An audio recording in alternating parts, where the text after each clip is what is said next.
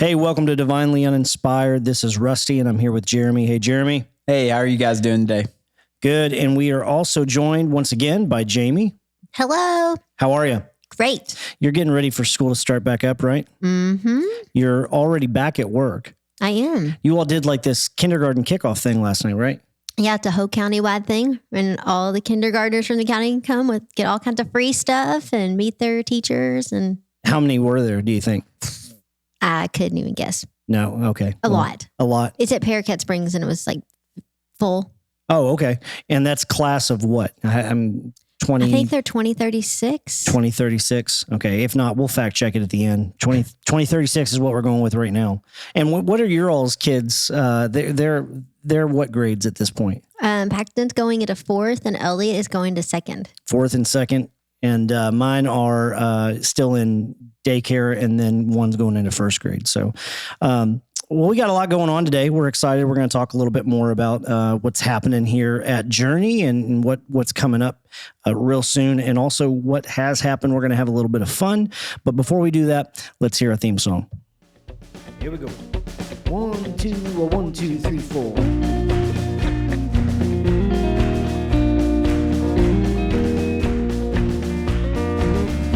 You're listening to Divinely Uninspired, podcast by Journey Church Shepherdsville, hosted by Jeremy Willis and me, Rusty Wilson. You can find us online at journeyshepherdsville.com. For questions or comments, email podcast@journeyshepherdsville.com. Maybe we'll feature your question or comment on a future episode. Thanks for listening. Enjoy the show.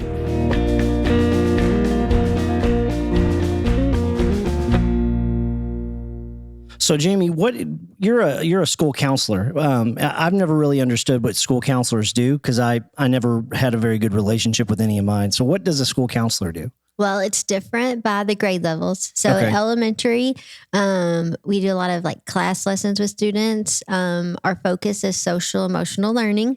SEL. Yeah. Can we say that? Should I bleep that? I can bleep that. Yeah. So SEL right now, kind of misunderstood maybe, but Very misunderstood. So we focus on teaching kids skills to help them interact with their peers, to cope with things that come up in their lives, emotional skills, school skills. So kind of broad. And then when you're like moving up to high school, they're going to be not more focused, but they're going to work with those same skills, but also like going to college or what you're going to do after you graduate and credits and a little more tedious. Yeah. So the SEL thing, that's just like teaching them how to be decent people, right? It's not indoctrinating them in anything, right? No. Yeah. Just working on just your people skills. Little kids sometimes go through big things. Yeah. And even the little kids with great involved parents sometimes need a little extra help. And that's totally fine. I mean, our kids fall in that boat sometimes. And that's okay. Well, I mean, I have family members that could go through SEL and turn out better, I'm sure, because we all need to have some emotional learning here and there. So what are you most excited about for this semester, this school year? Do you have anything? Yeah, I'm most excited about seeing the kids. Every year going back is just, it's so fun to see. And they all change over the summer and they're so sweet. And I was putting their names in the computer. I'm like, oh, that one. Oh, this one. So I'm excited to get back and see them. Do you have a favorite grade? No. No? No, I mean, no. They each have their own special things. Okay. All right. Jeremy, what was your favorite grade in school? Did you have one? Third grade. Third grade. Yeah, it was my favorite. I had my favorite teacher of all times. So is Miss Harper, and her husband was actually a state representative. Oh, cool. And I was like her favorite student. It was true. And like she took me actually one time to Frankfurt to meet her husband and go to like the house meetings and all that stuff. And so it was pretty cool. Were you incredibly bored though? I mean, they let me hit the gavel on the thing, and like they let me sit in a seat and like just you went? It was me and like two other students. Yeah. And she actually like, when I graduated high school, she wrote me like a handwritten letter. Like she remembered when I graduated and all that stuff. Like she was always like my favorite teacher, and I'd see her at different community things and all that. Special bond. Yeah. Is she still alive? No, she passed a few years ago. But if you're familiar with Bullitt County, John Harper Highway is the highway right there in the Hillview area. And so, I kept up with her all the way through high school. And then after high school, lost connection with her. But it was my favorite. Well, that's good. Mine was first grade. I was in Ms. Kruger's class, and at the time had just been voted like Kentucky's #1 teacher, and the school. I mean, it was Klondike, go Polar Bears, and it was a lot of fun. She did a lot of stuff that you probably couldn't even do now, just because times have changed. But she would bring in her twin sister and pretend that her and her twin sister were changing roles, and so it was like, I didn't know if I had Miss Kruger or Miss Kruger's sister, So which she parent trapped y'all. yeah, exactly what she did, which is I love that line. That's a line from Ted Lasso. Yeah. That is, which season 2 just came out. We're going to go ahead and throw it back to episode 1 where we talked about that. And a lot of you guys have written us and gotten in contact with us that you hadn't heard of the show until then. And now you're hooked on it. My wife being one of them. She's addicted. Yeah, everybody I've ever told about that show, it's really good. One thing I didn't pick up on that I was just telling Jamie the other day, because it's in England. Well, I guess it's in England, but it's overseas. Yeah, set in England, and their language is very different than ours. And I was rewatching season 1, and I was thinking like, there's a lot of foul language on there sometimes, especially with the soccer players. Yeah. And one in particular, a guy named Roy. And so just know that before you watch it. That, it's not exactly a family-friendly show. No. It's got great moral teaching in it. The lessons overcome the language. And it's a sports team. So you would imagine most of those guys use some colorful language from time to time. What's funny, though, is, and this, we weren't planning on talking about this, but we'll talk about it. In the rest of the world, really, especially the rest of the English-speaking world, they do not get as bent out of shape about cuss words and swear words like we do here. I mean, it's like you see in the show, having a lot of friends from overseas, that's just a part of their everyday vernacular. They're not trying to be crude or vulgar. But I had a professor in college, and he was from Australia, and he told us this story about this church that he was working at. And we were just talking about where Paul gets into, don't be given to unwholesome talk. And these ladies had overheard the janitor at the church. He was working on something and he was really frustrated. He didn't know anybody else was around. He was like cussing at himself. And they ran to my professor, who was intern pastor, and they started gossiping about this guy, saying you should fire him. He was cussing. And my professor kind of laid out like, well, let's talk about this for a second, and opened up to that passage. And he was like, when Paul's talking about unwholesome talk here, he's really talking about speech that hurts people. And this guy, well, sure, maybe he was using some words that you didn't like, but he didn't know you were there. And actually what you're doing right now, coming in gossiping to me about him, is more unwholesome than the things that he was saying in private to himself. So yeah, I wrote a paper in Bible college, which I'll go ahead and say my Bible college. I'm not the pride of that university, but which one? Well, several, but this paper was specifically written at LBC, and I wrote a paper one time about language, and I was talking about the root words for a lot of what we consider cuss words, where they came from. But then the main point of my thing was you could go to somebody in anger and call them a silly tree, but if you're coming from a place of you're intentionally trying to hurt them with that language, it's the attitude behind that's actually worse than maybe even the word. And so, like you said, there's people that sometimes use language. And obviously, sometimes when people use foul language, to me, it sometimes come across like uneducated and unintelligent, that's the easiest way they could go. But like you said, in different parts of the world, that's part of their language. And to me, it's more the attitude behind what you say. And so you may avoid using a quote unquote cuss word, but you may call somebody else something else or say something else in anger. And it's the anger behind it and the attitude behind it that's actually worse than maybe the word that you used. Yeah, it was like when Jesus says in the Beatitude, in the Sermon on the Mount, those of you who risk saying, raka to, which, I mean, that means nothing to us now, but it clearly meant something then. And it was really about the anger behind. Is that in the Sermon on the Mount? No, I think it's right after. No, but I'm not off the top of my head. Well, I'll go back and edit it if it's not in the Sermon on the Mount. I will say one time I did use King James only version for a sermon. And if you're familiar with what they call donkeys in the King James, I made sure and referenced every single verse that used that word in the King James in a sermon. Again, my university was not always proud of what I did. But this will be fun. Let's list all the cuss words we can think of right now that are in the Bible. Let's not. We might cut that part. I don't know. All right. So I want to get back to school though, because we had a great summer. Just things starting to creep back to normal and starting to get back to what we're used to. But I wanted to talk for just a minute about camp games. We had over 30 kids go to camp this year here at Journey, and we had 7 get baptized as a result of camp, which is really exciting.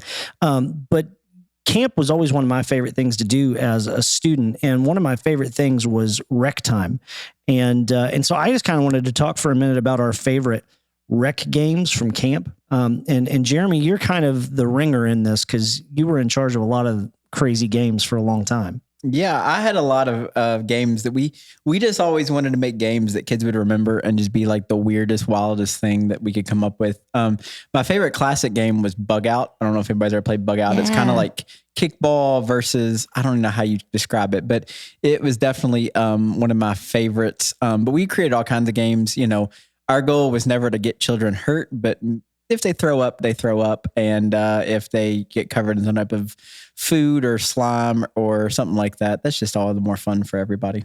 I actually have a permanent injury from one of your games. Well, you're not the first person to tell me that. Are you serious? I'm dead serious. So it was a year I was interning, and Jeremy's 4 or 5 years ahead of me in ministry.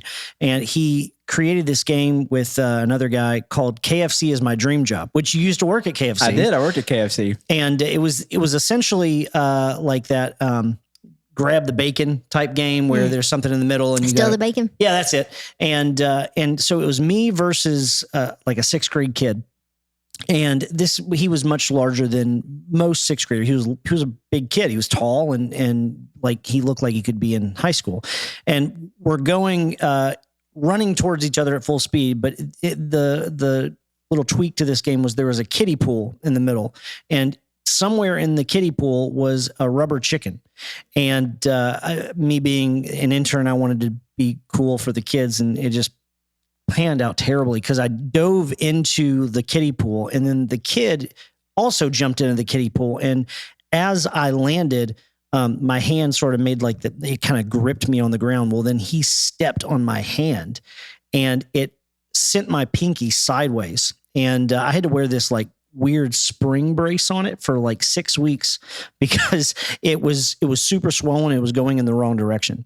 So KFC is My Dream Job. Yeah, I ran into a guy not too long ago that showed me his nose is permanently crooked from a game I had him play. There's infamous stories about the time I almost made somebody drown, but they didn't, so it's okay. Was that the waterfall? Yeah, the waterfall story. We had kids. I mean, it was just a lot of fun. I had a lot of fun. Actually, one of the year that Jeremy became banned from doing recreation was we weren't dating, and I was a volunteer that week. And my team, there were several people throwing up, crying, bleeding, all because of that man. I had the record for the most kids sent to the hospital, but most of them were just being whiny babies. They were really okay. That's pretty typical for middle school. Is that what made you fall in love with him? That absolutely was not. That was not till some years later, I believe. There's some space. You had to overcome that. That's funny. If you have crazy camp stories that you want to email us, maybe we'll read them. We like to know what you guys are getting into or have gotten into. And if your kids have been injured by a camp game, don't tell us because we don't want to know. All right, we're going to play a game here. We played this a couple of weeks ago, the real or satire game, where I got some news headlines here. And this is the Jeremy versus Jami edition. And so you guys are going head to head here, and you have to tell me whether or not these are real headlines or satire from like The Onion. All right, so here we go. Here's your first headline. Is this real or is this satire? Rich Manhattan moms hire handicapped tour guides so kids can cut lines at Disney World. Is that a real headline or is that a satirical headline? I say real. I say real because I've heard of that before. Yes, that is a real headline. I mean, that is terrible too. Do you know how much it costs? No. $1,040 for an 8-hour day. Wait, now, part of me goes... Didn't that person set their salary?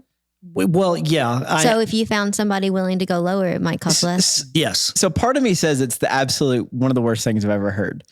But then there's a small part of me that goes also, the kids they're renting get to go to Disney World all the time because they're constantly being hired to go to Disney World. Wait a minute. It's like a company that does this? Oh yeah. There's a company that, well, the company doesn't endorse it, but they have some people that work for them that are handicapped. So it's not kids, it's adults. Oh, okay. It's adult tour guides, quote unquote tour guides. What I a thought bizarre people world. were signing up their kids with disabilities, which, I mean, again, I guess you get a Disney trip out of it, but I don't know, it doesn't feel right. Yeah. It doesn't feel right. It feels odd. Yeah, I just got back from Disney World in June, and that was my first time taking my kid. It was the first time I'd been since I was like 9, and we only went one day, one time, and so we were there for 4 days with my kids, and the lines weren't even that bad. Maybe this Is it COVID restricted? Yeah, it was. I mean, they said that it was only like 75% capacity, but the app that they have now really works well because it tells you like, oh, there's only this much time. But this isn't an advertisement for Disney World. If you want to go to Disney World, great. If you don't, I don't blame you. All right, question number 2 or headline number 2. Studies reveal kittens think of nothing but murder all day long. Is that a real headline or a satirical headline? I say false. I say it's real. Okay, so Jami, you said false. Mm-hmm. All right, you are correct, and Jeremy, that means that. I thought you said that I wanted to kill cats all day long. No, you I did thought that's not. what you thought. Yeah. Well, that I'm not a cat fan. No, but actually, so what's funny is this is an older Onion headline, but then I just there's a website IFL Science, which stands for I really love science, but. Oh, Yeah. And they just had a thing on there about how cats do think about like hunting and killing most of the day. So see, I was right. Yeah. Well, yeah, you were. So there you go. Yeah. I mean, I think if you put like a mouse in front of a cat all day long, it's going to kill it whether it eats it or not. I think that sometimes they just lay there and sleep, But they dream But they're of dreaming murder. of murdering a mouse. or of like someone petting their ears. Yeah. Well, I'm a dog man. All right. Here's another headline. Last 2 speakers of dying language refuse to speak to each other. Is that a real headline or a false headline? Satirical headline. I say false. All right. So I don't want to be sad. wrong twice, but I guess I was right last time. So I'm going to go on a limb and say it's true. It's true. Okay. It is a true headline. Good job, Jeremy. That's so there are these 2 ladies in Mexico, and they speak an indigenous language that they are literally the only 2 people on earth that still speak, and they refuse to talk to one another in that language because apparently they don't like each other. Is there a reason why? Do we know the reason behind why they won't talk to each other? People that are related to them said that they won't get into it. Okay. They just won't talk about why they won't talk to each other. Women hold grudges a long time. You know what would be helpful here is We're not gonna social emotional learning. Yeah, we probably don't want to lump all women into one Okay, category. that's true. That was really bad of me. That's okay. We can cut that. But I think that if we sat those ladies down and we communicated to them in Spanish, that Or their indigenous language that none of us can speak in. they could teach it to us, and then it wouldn't be just 2 people left. So, all right, another headline: Man sues wife for being ugly and wins. Is that a real headline or a satirical headline? I think it's real. Real? Ooh, I think I wanted to say that there's people that's terrible enough to do that, but I think it's false that he would win that case. Okay, well, he actually did do it. This was in China. And he won? He won. So No, now you here's didn't say it was in China. Well, it doesn't matter. So here's the story, though. So he sued his wife for being ugly because they had a baby together, and the baby was ugly.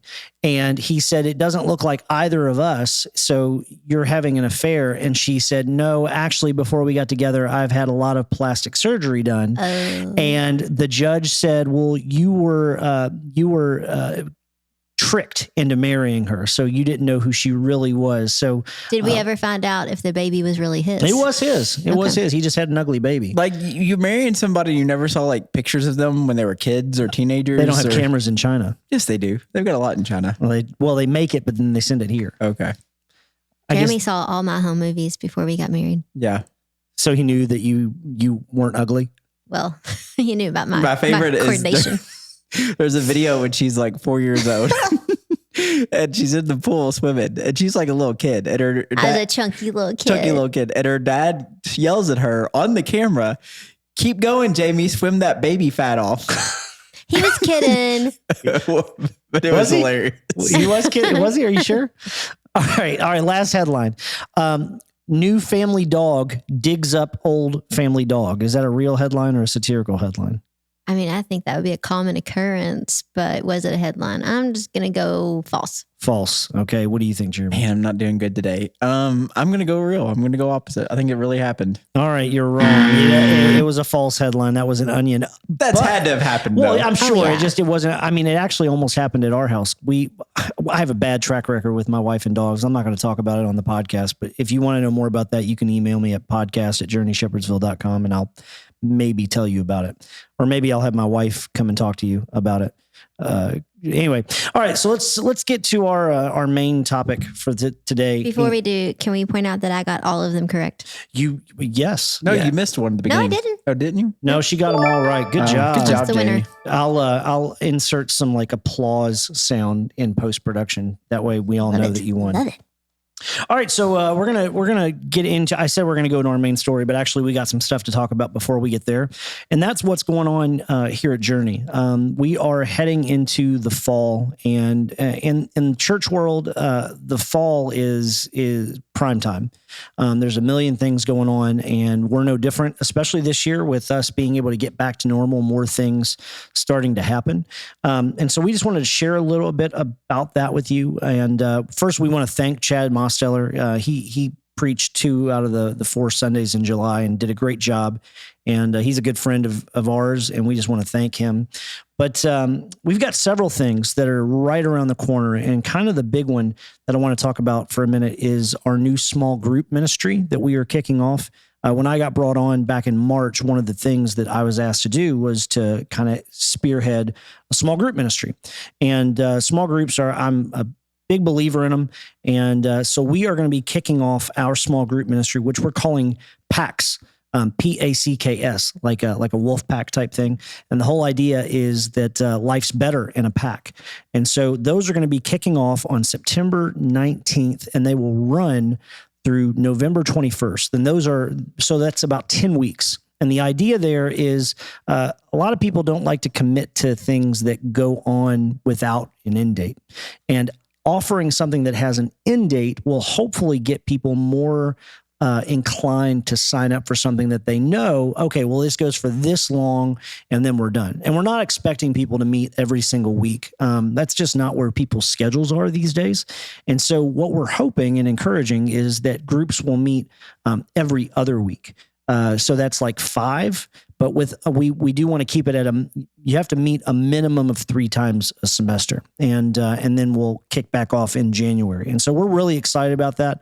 We've got 10 groups right now that are confirmed and ready to go, and those look different ages. Some have kids, some don't have kids. And if you're interested in leading a small group or being a part of one, be sure to reach out to us through the app or through the website, or you can email me, and you'll see that kind of in the show notes down below. Another thing we have coming up is our mission trip to the Dominican Republic. That is hopefully still going to happen. Hopefully. With COVID on the rise, it's actually lower in the Dominican than it is here by far. Yeah. And they're only having, and now they're like a much smaller population than ours, but Are they have access to the vaccination? they do. And it's a Cuban vaccination, Okay. and it actually appears to be as effective as the Pfizer and Moderna, but cheaper. And so the Dominican government is actually, the language they used was insisting that all citizens be vaccinated. So I don't know if that means that it's mandated. They're working on it, but they're probably facing some of what we are with people reluctant and hesitant, but not quite to the degree that we are. But we're excited about that trip. That is a closed trip. So sorry, if you're interested, you can look at it next year. And then I don't know very much about this event because I've not been here for it. So I'm going to kick this one over to Jeremy. Can you talk a little bit about Fall Fest? Yeah. So Fall Fest was, especially with last year with COVID, everything was getting canceled. There wasn't much going on. And, we were trying to say, hey, how can we reach out to our community? And so we started this idea of just Fall Festival, literally a fall festival. And so we had food trucks and vendors and all kinds of stuff for the family to do. It was closer to Halloween then. And so we allowed people to trick or treat because we were trick or treating last year. And so people could come dress up in costumes, trick or treat, and do all that good stuff.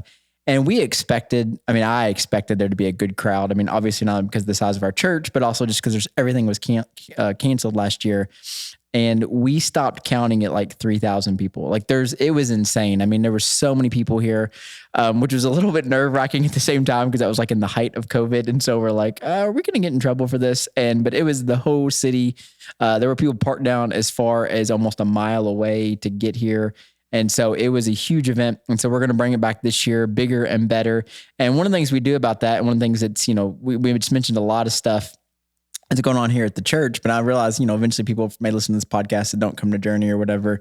One of our big things is just to do things for our community. And it's at the church in the sense that we're hosting it and part of it in our parking lot. We're also hosting it across the street.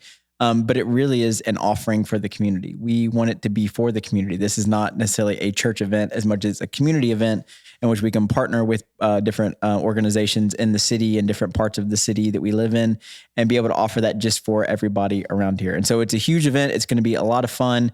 It's on a Thursday night, so it doesn't compete with a lot of schedules and stuff like that. Yeah, September 30th. Yep.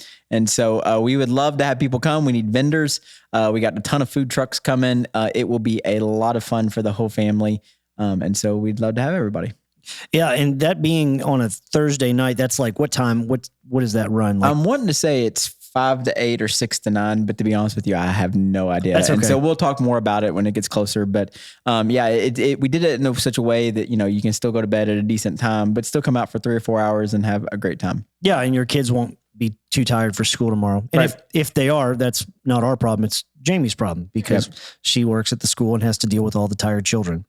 All right. So we're going to get into our main topic for this podcast. And we're going to talk a little bit more about what Jeremy spoke about on Sunday, which is this idea of joy and what joy is all about, and really how we as Christians can live a joyful life, even in the midst of fearful times. Jeremy, you said something on Sunday that I thought was really poignant, and you even said like, well, I didn't come up with this, but I still thought you did a good job describing it. Was this idea that fear comes from the unknown, whereas joy comes from the known. Can you talk a little bit more about that? Yeah, I mean, and it's a unique statement.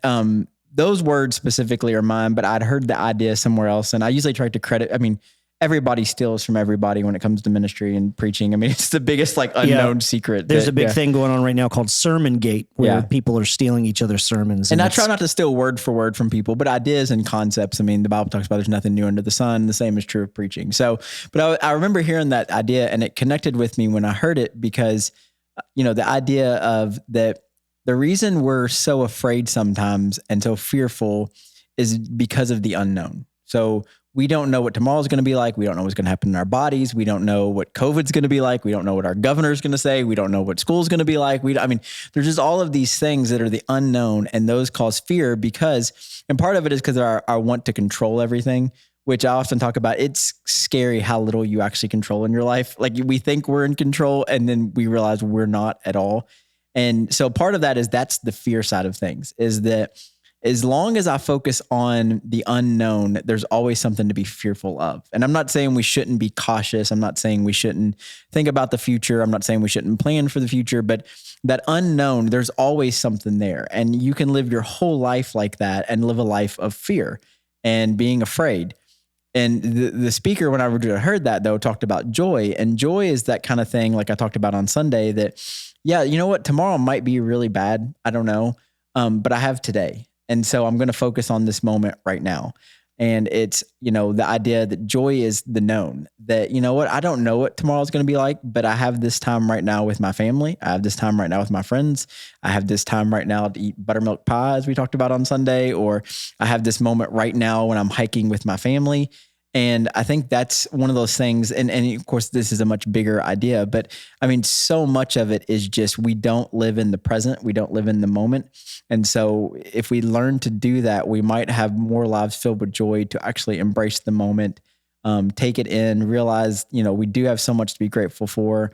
I realize people are in a lot of tough situations, but also at the end of the day, life can be pretty good. And it's just noticing those things, realizing everything's a gift. The breath we took is a gift. The food we just ate is a gift. The life we get to live is a gift. The kids we were given, they're a gift. The spouse we were given, I mean, it's a gift. And just realizing that and living in that moment versus focusing on all of the unknown, because in reality, there's just so much unknown. I mean, it could drive you crazy if you just focus on that. Yeah. And there, we want to be clear that there's a difference between fear and worry versus like anxiety. Yeah. And there's, I've heard preachers get up and essentially tell people who suffer from, a mental diagnosis. We live in a country where 14% of the population has received a diagnosis of some sort of anxiety. That's a lot. I mean, it's 45 million people. And to tell 45 million people this medical condition that you have, and it is a medical condition, is a sin, we don't want to get into that territory because we're not telling you that your medical condition is a sin. I suffer from anxiety, as do a lot of people. And so we want to be clear that anxiety as a diagnosis is not what we're talking about. We're talking about choosing to be fearful because we don't know. Yeah. And I think that's part of it too, is there are things to be worrisome about in life. Like there's no denying that. And like you said, there are people that, I mean, our bodies are fascinating things, and some of it's chemical imbalances. Some of it's because of things that have happened to us that are traumatic in the past and experiences we've had. And I mean, anxiety is a very real thing. It's something that people struggle with. Sometimes I do wonder, especially with that living in the moment, how much anxiety we bring on ourselves. And part of that can be control issues. Part of that can be all that, which again, could also be, issues that people struggle with mentally and emotionally and that type of thing. So yeah, I always tell people, and I guess I add a fourth P now that just came to me, when it comes to life, I believe in the 3 Ps when it comes to getting help. We need prayer, we need people in our life, and we sometimes need pills, and I think we need all 3 of them sometimes. And maybe the 4th one sometimes is to learn to be present in the moment. So maybe there's really 4 Ps that we sometimes need to pray about things. If we believe in God, we need people in our life that can support us and help us out. And we need people when things aren't okay. I talked about that a little bit on Sunday, is we sometimes need to have those moments when we realize it's going to be okay, even if it's not, and just be able to understand that. And so we need people for that. And then we need sometimes pills. I mean, we believe in modern medicine here. We believe it's a gift that we've been given, that we can do the things that we can do with our understanding of the world and the things within it. But then also sometimes I think it's that idea of being present in the moment and realizing, okay, I can't do anything about tomorrow, but I can enjoy today as best as I can, and so I think it's kind of just living in that as best as we can. Yeah. And I mean, Jami, you can probably speak to this being in your profession. I mean, with kids, are you seeing a rise in kids who suffer from anxiety and things like that? Absolutely. Across the board, talking with friends at the middle and high school level too, we have kids that are definitely experiencing anxiety. Everything, their world has been shook. And that's not to mention the normal trauma that's still going on. Yeah, so for sure. I think I was just looking at the statistics the other day. It was like 7% of kids under 13 have been diagnosed with anxiety. So, I mean, and I think it was like 10% with a mental health condition of some type have been diagnosed. Yeah. And well, and this is really appropriate because right now in the news with the Olympics going on, Simone Biles just stepped away from competing, and at first they thought, well, she injured herself on her vault or her dismount, but actually she came out and said, no, this is about my mental health. And what's been encouraging and discouraging is seeing all the people that have come out for her and said, hey, good for you, recognizing that this is an important thing. What's been disheartening are all the individuals who are being critical of her for doing what she feels she needs to do to take care of her mental health. And there's always been a stigma with mental health, especially in the church. I think that oftentimes we think that, well, we have Jesus on our side, so we shouldn't have to worry and we shouldn't have to be fearful. And that's just not the reality of the world we live in, is that sometimes. Yeah. And I think a big part of it is, when it comes to the idea of joy and fear and all that, because I know it can get confusing with anxiety. I think a lot of it is just acknowledging. I mean, it's like for Simone Biles to do what she's doing is amazing. I mean, the fact that people will critique her for all different types of reasons, but for her to have that presence. And I think the biggest part is for her to help realize she needs to get help. And I think that's why there is that big stigma, is because sometimes we do need help. And it goes back to the 4 Ps and whatever one of those you relate to. But for her to recognize that and get the help so that she doesn't have to live in that state. I think there's a lot of people that suffer from anxiety that never get the help they need.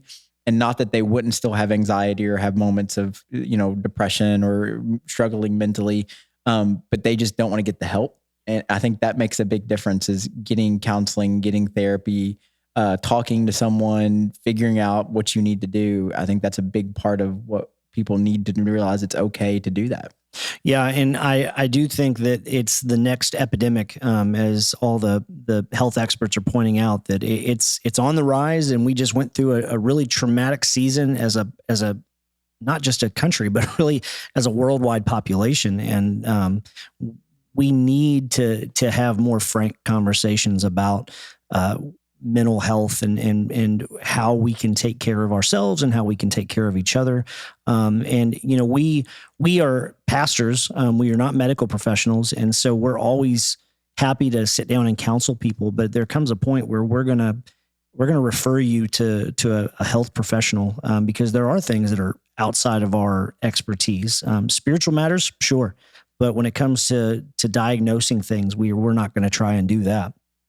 All right. Well, that is going to be it for our show today. Thank you so much for joining us once again. You can find us on Spotify, podcast, Apple Podcast, that is. Yeah, I'll say too about the podcast. I have a lot of people saying like they don't know how to get the podcast. You can Google it, I think, and find it in several different platforms. If you have an iPhone, obviously you can use Apple Podcasts, but we will help you. So make sure and email us if you're having a hard time finding it. Podcast at Journey Shepherdsville, or just stop and talk to us on Sunday, and we'll be glad to help you figure it out. Yeah, and you can find it directly on our app. That was my fault. Sorry, I didn't get that on there sooner. And on our website, journeyshepherdsville.com, under the Listen tab, there's one that says Divinely Inspired. Once again, thanks for joining us. We hope to see you next time. Have a good one.